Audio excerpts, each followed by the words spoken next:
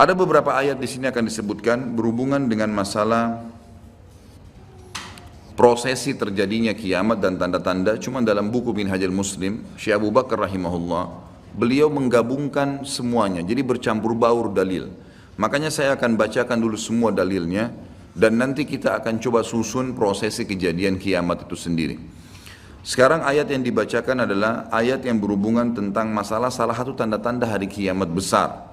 Jadi ada 11 tanda-tanda kiamat besar yang disepakati oleh para ulama. Salah satunya adalah ini. Ya.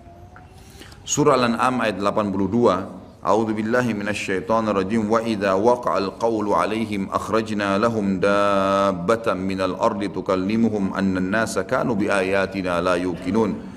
Apabila perkataan telah jatuh atas mereka, kami keluarkan sejenis binatang melata dari bumi yang akan mengatakan kepada mereka bahwa sungguhnya manusia dahulu tidak yakin kepada ayat-ayat kami. Saya akan bacakan hadisnya. Hadis ini riwayat Imam Muslim nomor 2901. Jadi tanda-tanda kiamat itu ada besar ada kecil. Tentu kalau tanda-tanda kiamat kecil banyak sekali. Banyak sekali. Di antaranya hadis riwayat Muslimnya juga yang berbunyi, kata Nabi SAW, tidak akan terjadi kiamat sampai aku diutus menjadi nabi. Hitunglah 6 tanda-tanda kiamat. Ini kecil. Lahirnya aku, diutusnya aku, dan meninggalnya aku. Berarti sudah ada 3 dan sudah terjadi. Kemudian akan tersebarnya ya, penyakit taun. Dan ini sudah terjadi zaman Umar radhiyallahu anhu. Terbebasnya Palestina di zaman Umar radhiyallahu anhu, gitu kan. Kemudian pembebasan negeri Persia terjadi di zaman Umar radhiyallahu anhu. Berkumpul semua itu. Jadi 6 tanda-tanda ini sudah kelihatan semuanya.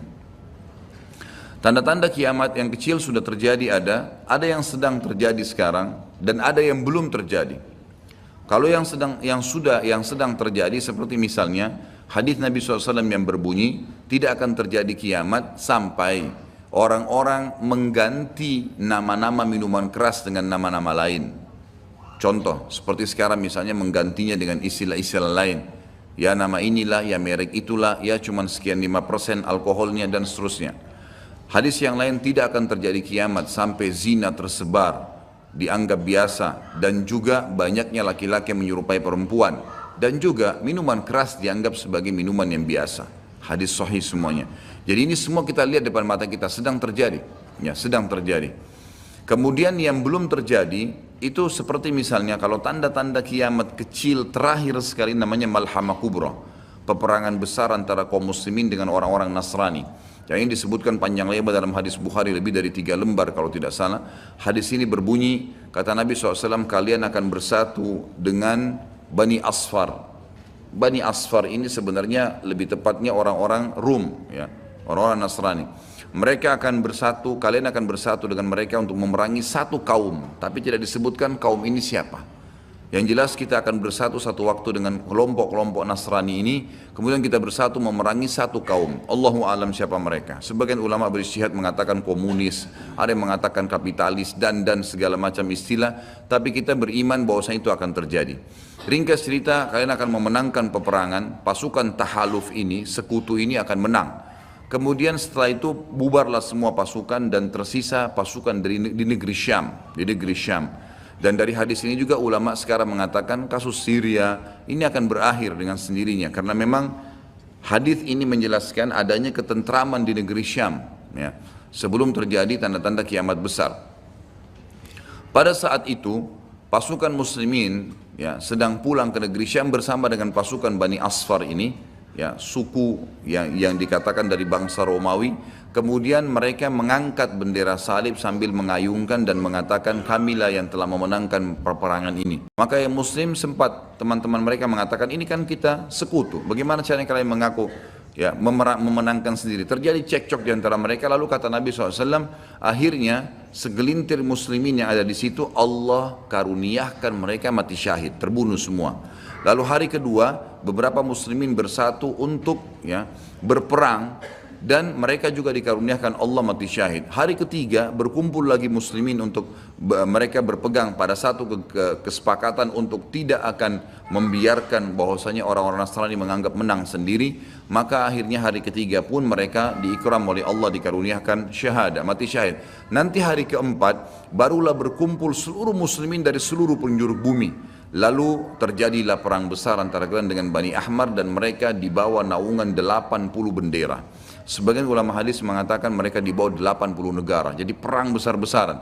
Dan di dalam kegiatan orang-orang Nasrani di sebagian pastor dan pendeta, mereka menamakan akan terjadi nanti perang salib besar, puncak daripada penentuan siapa yang menang dan siapa yang kalah. Kita sebagai orang muslim bukan sedang memicu emosi untuk mempersiapkan diri, tapi memang ini hadis Nabi SAW, wahyu yang menyampaikan kita akan berperang melawan mereka, dan ini perang besar-besaran seluruh dunia akan terjadi. Maka kalian pun akan berperang, tapi tidak disebutkan waktunya berapa lama, sampai pasukan kalian menembus wilayah Rum dan kalian berhasil menjebolkan temboknya dengan takbir dan tasbih, berzikir. Dan tembok ini sebagian ulama mengatakan adalah Vatikan, karena memang satu-satunya markas orang-orang Nasrani yang menggunakan pintu gerbang. Kalau dibuka dianggap ada sebuah keputusan penting, kalau ditutup berarti sudah segala macam ya yang mereka kultuskan sekarang. Temboknya itu akan rubuh dengan takbirnya muslimin. Sebagian ulama hadis mengatakan karena banyaknya jumlah pasukan sampai akhirnya suara mereka begitu bergemuruh dan akhirnya meruntuhkan tembok itu. Allahu a'lam, itu makna hadis. Kemudian pada saat itulah syaitan, iblis menjelma jadi manusia lalu teriak di tengah-tengah pasukan muslimin berkata, wahai muslimin, Dajjal sudah keluar di tengah-tengah kalian. Dajjal sudah keluar di tengah-tengah kalian. Maka teriakan ini membuat pasukan muslimin, mereka tahu benar pada saat itu hadis Nabi SAW yang berbunyi, diriwayatkan Imam Bukhari Muslim, kalau kalian dengarkan Dajjal keluar di satu lokasi, maka selamatkanlah diri kalian walaupun ke gunung-gunung, gitu kan. Janganlah seseorang dari kalian berkata imannya kuat lalu dia sengaja menemui Dajjal, akhirnya dia menjadi pengikutnya. Jadi para mujahidin tahu masalah itu. Mereka bukan tidak berani, tapi mereka mengikuti sabda Nabi SAW. Maka mereka pun akhirnya pada klub pulang masing-masing. Kata Nabi SAW, mereka pun bubar ke wilayah masing-masing. Pada saat mereka tiba di wilayahnya, ternyata Dajjal tidak ada. Itu berita dusta. Dan pada saat itulah Dajjal keluar. Pada saat itulah Dajjal keluar. Dan Dajjal adalah tanda-tanda kiamat besar yang pertama. Tanda-tanda kiamat besar yang pertama. Jadi ini akan terjadi. Ini sekaligus saya menitik beratkan, ya, tidak bolehnya sembarangan orang ngomong. Sekarang soalnya ada beberapa orang, semoga Allah berikan hidayah, menentukan tahun ya akan terjadi kiamat. Bagaimana caranya menentukan tahun nih? Ini tanda-tanda depan mata kita masih ada yang belum terjadi. Dan ini peperangan besar seluruh dunia, ini nggak main-main, ini bukan perang 1-2 hari. Ini peperangan yang besar sekali, gitu kan? Jadi Allahu alam kita masih menemukan atau tidak, tapi yang jelas menurut tanda-tanda sekarang kita masih ada di fase-fase tanda-tanda kiamat kecil yang sedang terjadi, tapi kita menyampaikannya, gitu kan? Yang jelas ini sesuatu yang masih Allahu alam berapa lama, tapi dari hitungan tahun tidak mungkin 20-30 tahun. Bukankah banyak orang menebak-nebak tahun 2000 sekian akan kiamat, 2000 sekian akan kiamat. Ini semua dari mana? Kita punya kiai dan guru kita Nabi Muhammad SAW menyampaikan kepada kita tanda-tandanya ada.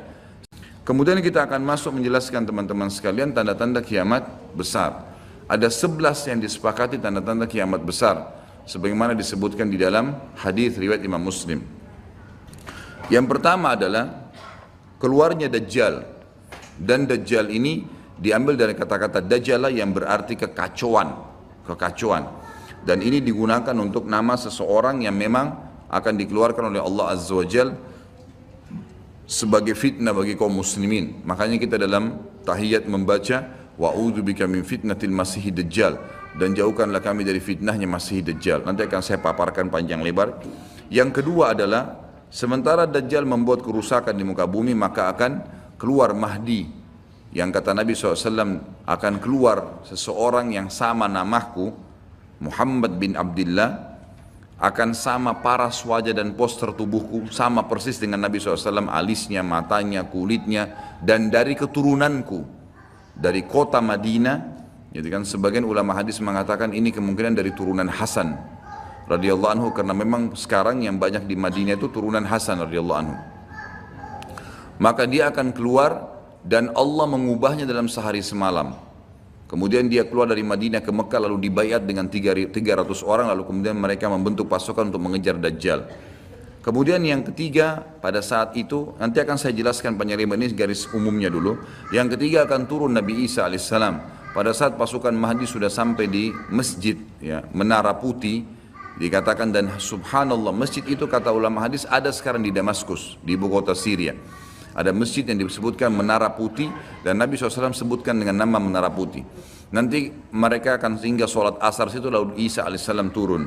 Kemudian setelah itu, setelah Isa alaihissalam ya, datang turun kemudian memerangi Dajjal, datang tanda-tanda hari kiamat yang keempat adalah Ya'juj wa Ma'juj. Dua suku yang dari anak Adam diciptakan oleh Allah Subhanahu wa taala tapi mereka berbeda dengan kita. Mereka sangat beringas, memakan semuanya, kalajengking, ular, hewan-hewan, jumlahnya banyak. Bahkan seseorang di antara mereka tahu kalau akan mati kalau seandainya sudah memiliki 1000 orang anak. Dan mereka akan membuat kerusakan, membunuh semua yang ditemui. Kafir, beriman, tidak ada urusan. Selain mereka akan dibunuh. Ini ada ciri-cirinya. Ya, ada ciri-ciri yang akan saya sebutkan nanti. Ringkas cerita mereka akan buat kerusakan dan Allahu a'lam berapa lama di situ.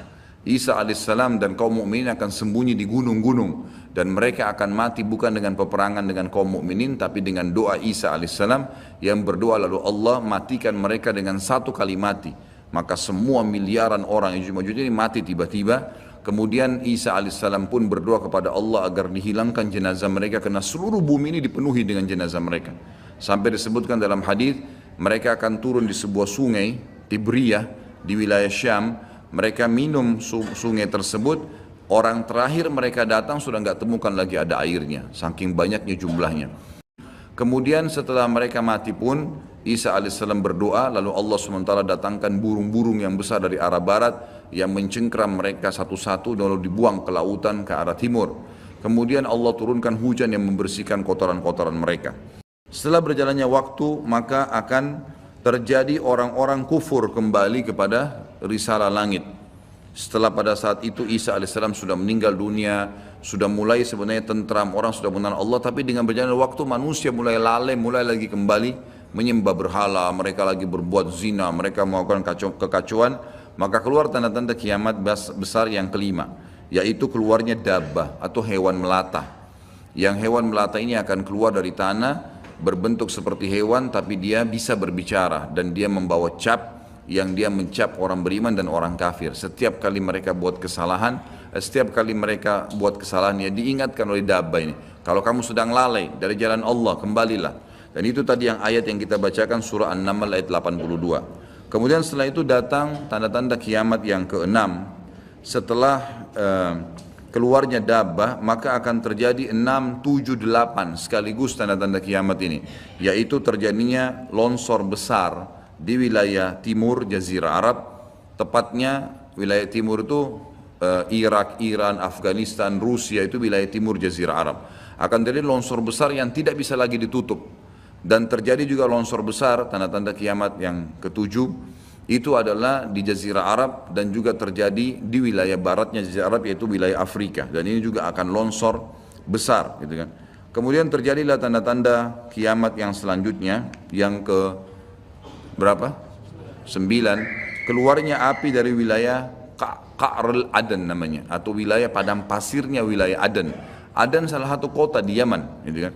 Dan sekarang ini sudah ada diangkat di YouTube, dicuplikan dan saya pernah lihat. Sebagian padang pasir wilayah Aden ini yang disebutkan dengan Qa'rul Aden itu memang tidak ada orang yang tinggal situ karena panasnya gitu kan. Dan ada wilayah padang pasir yang sempat terbelah dan mereka melihat dan diteliti secara ilmiah di bawah itu ada api yang sangat besar.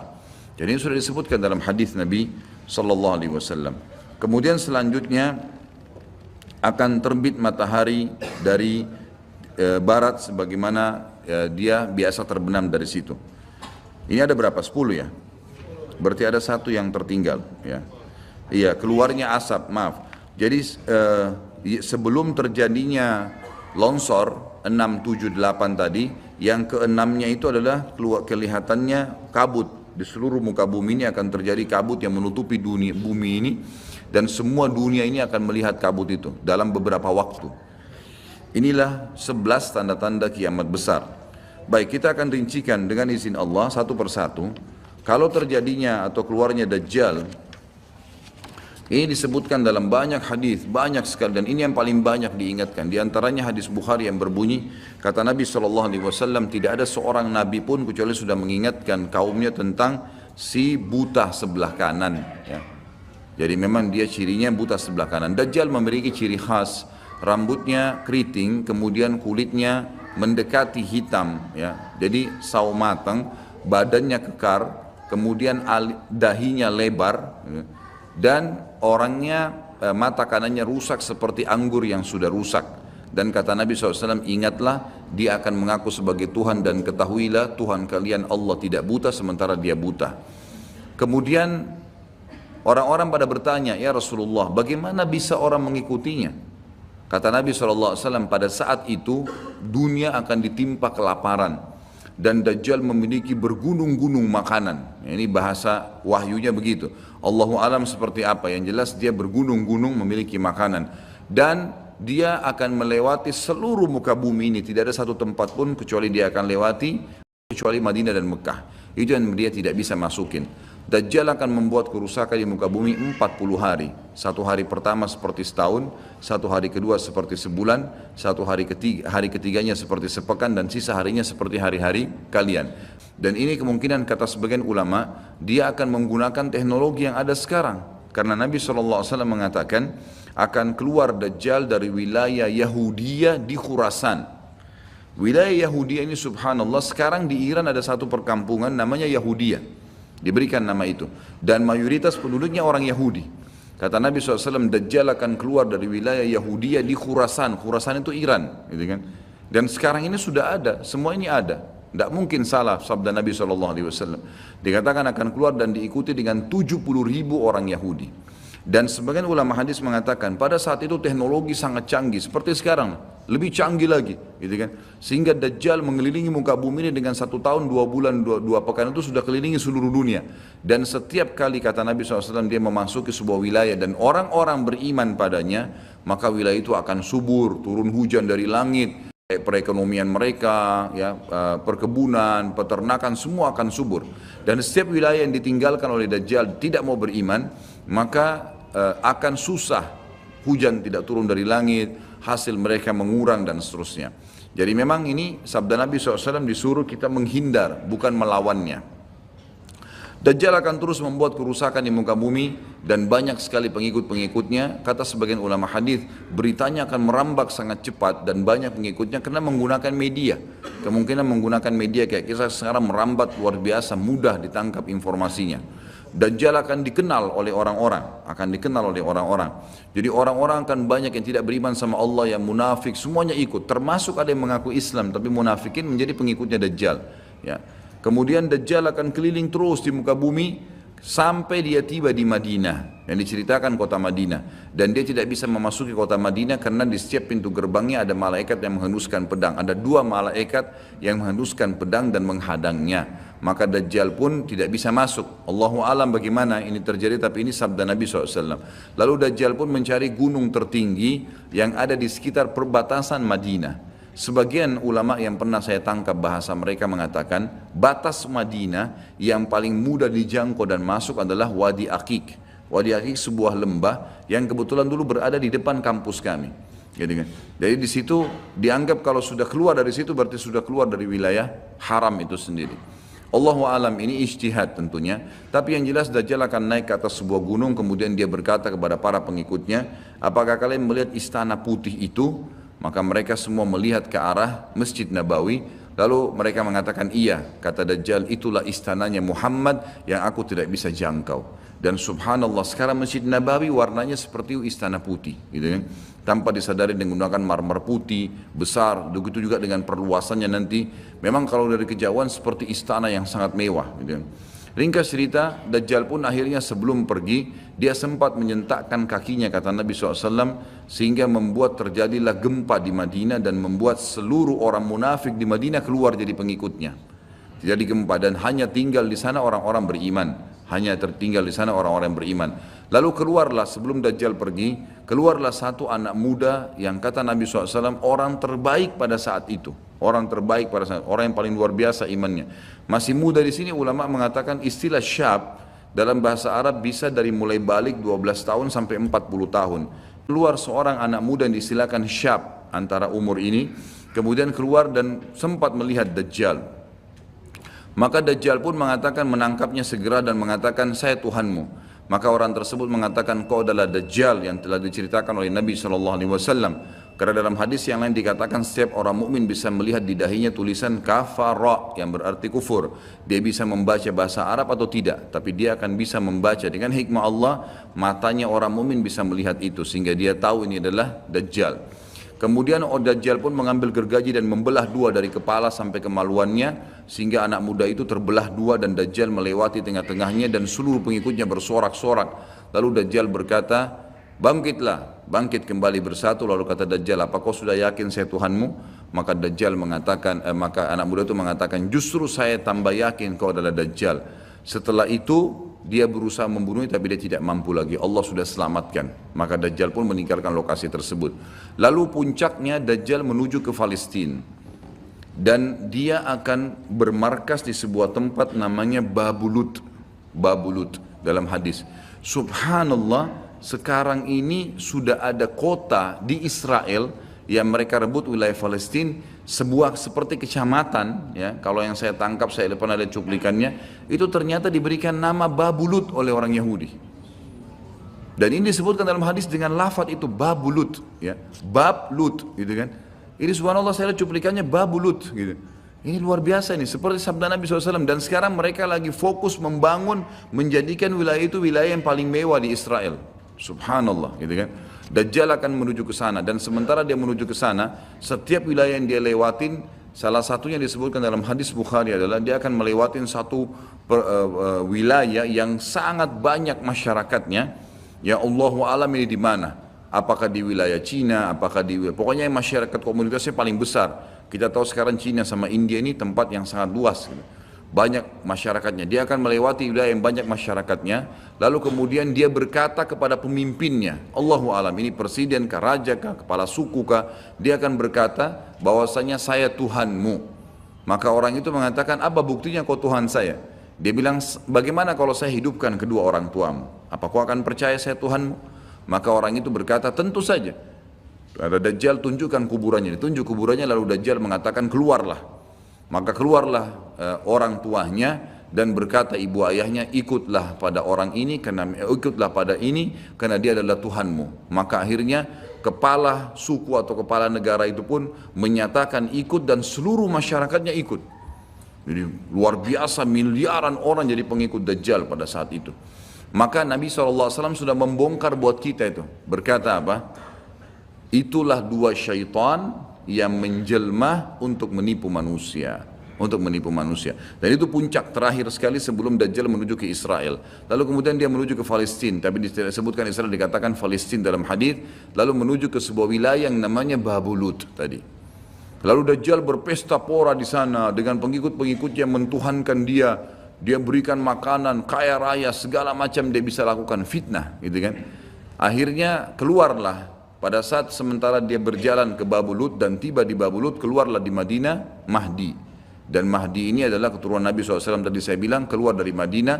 Kemudian Allah memperbaiki dia dalam sehari semalam. Kata sebagian ulama hadis, Allah berikan petunjuk sehingga dia menjadi baik langsung, gitu kan. Tadinya dia faham agama tapi belum diaplikasikan, sekarang dia langsung Allah SWT ubah menjadi orang yang saleh dalam sehari semalam. Lalu kemudian dia jalan, ada banyak riwayat yang menyebutkan ciri-cirinya. Di telapak tangannya ada seperti bekas, ya, tanda lahir. Tapi yang jelas yang paling mendasar mirip dengan Nabi SAW, alisnya seperti busur panah, kulitnya putih, orangnya tinggi besar, kekar, gitu kan. Dan tadi turunan Nabi SAW namanya Muhammad bin Abdullah. Maka dia pun akhirnya didatangi oleh orang-orang yang pada saat itu sudah tahu tentang keluarnya Dajjal, sudah informasi menyebar. Maka mereka juga sudah tahu ada orang yang akan membentuk pasukan dari Madinah namanya Muhammad bin Abdullah. Lalu mereka carilah keturunan Nabi SAW itu, lalu ditemukan. Lalu mereka mengatakan, engkau lah yang telah ditunjuk oleh Nabi SAW. Maka keluarlah memimpin kami untuk memerangi Dajjal. Dia pun awalnya menolak sampai dia pergi ke Mekah, kata Nabi SAW, lalu diikuti oleh 300 orang masyarakat membaiatnya. Lalu terbentuklah pasukan muslimin yang tidak tahu Allahu alam berapa jumlahnya pada saat itu. Lalu mereka menuju ke Palestina, melewati negeri Palestina, melewati negeri Syria. dan akhirnya mampir di Masjid Darul Baydha tadi, menara putih yang tujuannya untuk mengerjakan sholat asar. Dan pada saat itu terjadilah tanda-tanda kiamat besar ketiga, Isa alaihissalam akan turun. Kata Nabi SAW, Isa alaihissalam akan turun, rambutnya basah, meneteskan air dan memegang dua sayapnya malaikat. Sebagian ulama hadis mengatakan pada saat itu kaum mukminin akan melihat malaikat yang membawa Isa alaihissalam. Kemudian dia turun dan dia masuk. Kemudian kata Nabi SAW, Mahdi adalah salah satu orang yang Nabi sholat jadi makmum di belakangnya. Karena waktu turun Nabi Isa, orang sudah tahu semua ini akan turun. Lagi berkumpul gini mau sholat, pas mau iqamah sholat, Isa alaihissalam turun. Dan orang-orang sudah mengatakan Isa sudah datang. Jadi informasi pasti, bukan lagi yang diragukan. Bukan masih nebak ini Isa atau bukan, mereka sudah tahu. Turunnya kelihatan dan mereka masuklah. Lalu kemudian Mahdi mengatakan silakan memimpin, hai Nabiullah. Kata Nabi Allah, imam dari diri kalian, dari kalian sendiri, dari kaum muslimin. Maka akhirnya dia pun menjadi imam. Kemudian terbentuklah pasukan tersebut, tiba di Babulut. Saya tutup dengan kisah Babulut ini. Pada saat tiba di Babulut, ya, tiba di Palestina, maka Dajjal tidak tahu yang datang ini siapa. Disebarkan berita oleh pengikutnya mengatakan, hai Dajjal, sudah datang pasukan yang ingin memerangi kita. Lalu Dajjal mengatakan, siapa yang berani mengalahkan saya? Siapa yang bisa? Bukakan pintu gerbang, kita tantang. Dia nggak tahu kalau Isa alaihissalam yang datang. Kemudian pada saat dibukakan, Dajjal dengan sombongnya, dia tahu dia tidak mati, gitu kan? Punya kekuatan super yang luar biasa. Begitu dibuka pintu gerbang, dia sengaja nunggu di pintu gerbang untuk menunjukkan, mendemonstrasikan kemampuannya di depan para pengikutnya. Ternyata waktu dibuka pintu gerbang, Isa alaihissalam di depan pasukan muslimin. Dan akhirnya begitu melihat Isa, dia coba melarikan diri dan badannya meleleh seperti melelehnya lilin, gitu kan? Jalan terus meleleh sampai akhirnya Isa alaihissalam mengejarnya sambil mengatakan, wahai musuh Allah, sudah saatnya kau mati. Diletakkan di tanah, ditekan oleh Isa alaihissalam, lalu kemudian ditombak di antara dua matanya dengan tombak emas, yang akhirnya membuat Dajjal mati. Pada saat itu pun Yahudi mengetahui masalah itu, sehingga mereka menyebar. Ya, mereka menyebar dan Isa alaihissalam sudah tahu instruksi dari Allah untuk membunuh semua pengikut Dajjal. Maka semua pun pengikut Dajjal dari Yahudi ini menyebar di bawah pohon, di atas batu, dan semuanya akan berbicara mengatakan, hai muslim, ini Yahudi, bunuhlah dia. Maka semuanya pun dibunuh oleh kaum muslimin kecuali satu pohon, pohon garkat. Pohon garkat ini pohon yang punya duri dan buahnya pahit. Dulu di kuburan Baqi cukup banyak, ya. Sekarang subhanallah di Israel paling banyak ditanam pohon garkat karena mereka tahu bahwasanya itu tidak akan berbicara untuk menunjukkan siapa mereka. Jadi kebodohan orang Yahudi, tahu kebenaran ini tapi mereka tidak beriman. Makanya wajar Ibnu Abbas berkata dalam nama ghairil maghdubi alaihim, bukan orang yang bermuka adalah Dajjal, adalah orang-orang Yahudi karena kebodohannya. Maka pada saat itu pun dibunuhlah semuanya. Dan termasuk kata ulama hadis sebenarnya yang sembunyi di sekitar pohon garkat. Garkat ini tidak bicara, hai muslim, ini Yahudi. Tapi orang Islam pada saat itu kata ulama hadis mengetahui kalau ini pohon garkat. Mengetahui kalau ini pohon garkat. Jadi memang sudah punya gambaran. Sehingga walaupun sembunyi di pohon garkat tetap akan dibunuh oleh kaum muslimin. Karena orang-orang Yahudi tidak mengikrarkan syahadat. Mereka walaupun sudah tahu kebenaran, mereka memang tidak mau syahadat. Makanya Nabi SAW mengatakan, jangankan Isa AS, Nabi Muhammad SAW saja di zamannya, kata beliau, kalau ada 12 orang dari Yahudi yang mengucapkan syahadat, beriman pada saya, maka seluruh Yahudi akan beriman. Saking sulitnya, 12 orang saya sudah cukup. Tapi pada saat itu pun sama, walaupun dibunuh mereka tidak mau beriman kepada Allah SWT. Ini juga terjadi pada saat terjadi pembunuhan suku Quraidah. Jadi pada saat itu Nabi SAW mengepung mereka, diberikan kesempatan untuk taubat. Mereka tidak mau, akhirnya mereka menganggap kalau dibunuh oleh Nabi SAW, dibunuh oleh kaum muslimin, mereka akan menuju ke surga, gitu kan. Jadi mereka pasrah dengan dibunuh, mereka anggap itu akan menuju ke surga. Dan ini kebodohan, ya, ini kebutuhan. Maka pada saat itu selesailah urusan orang-orang Yahudi ini, dan Isa alaihissalam akan memimpin di muka bumi selama, ada riwayat mengatakan 7 tahun, ada yang mengatakan 40 tahun. Membuat keadilan, dan Isa akan membunuh semua babi, menghancurkan semua salib, dan tidak ada rumah satupun kata Nabi SAW di muka bumi kecuali akan masuk ke dalam Islam, baik dalam keadaan mulia ataupun menolak, terhina. Jadi sudah tidak ada, seluruh muka bumi ini akan jadi Islam pada saat itu. Jadi sampai sini insya Allah bahasan kita akan lanjutkan nanti. Subhanakallahumma bihamdika asyhadu an la ilaha illa anta astaghfiruka wa atubu ilaik. Wassalamualaikum warahmatullahi wabarakatuh.